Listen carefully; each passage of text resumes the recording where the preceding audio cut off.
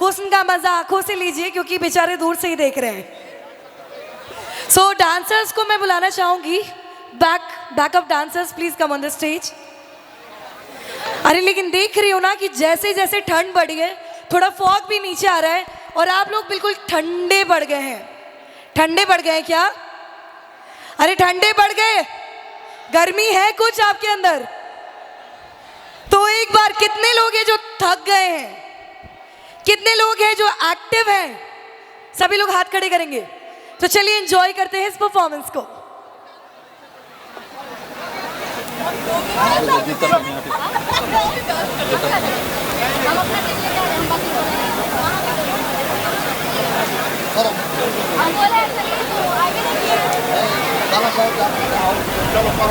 चलो भैया भाई।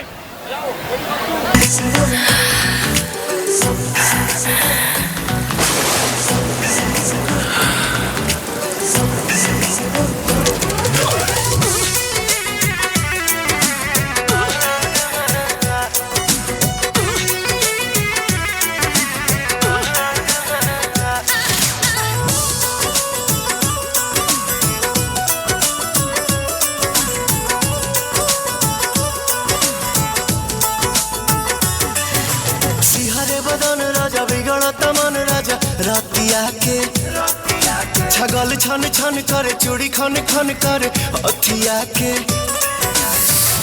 कहीं तो धाई रौर गोड़ लीना, बाटे कमर कमजोर पिया छोड़ दीना। बाटे कमर कमजोर पिया छोड़ दीना।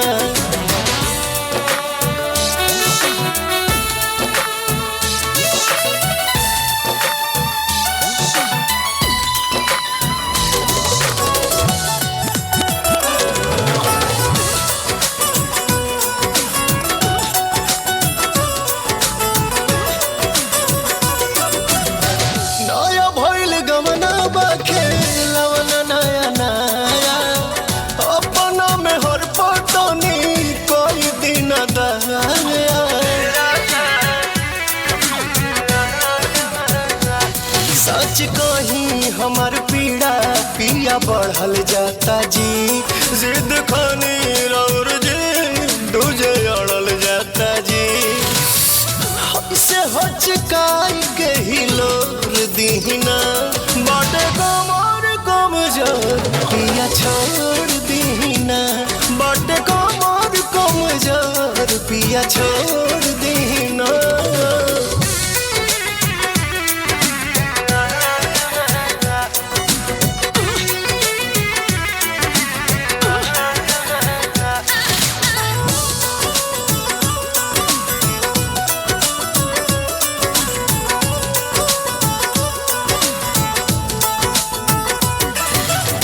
लाल लाल कोये दिहनी गोर मोर बदन के।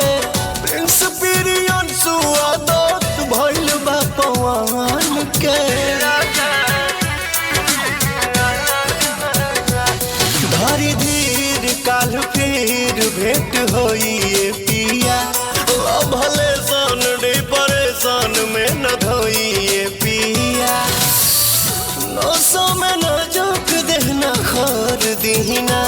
बाटे कमर कमजोर पिया छोड़ दीना। बाटे कमर कमजोर पिया छोड़ दीना। क्या बात है, thank you so much ma'am. एक बार मैम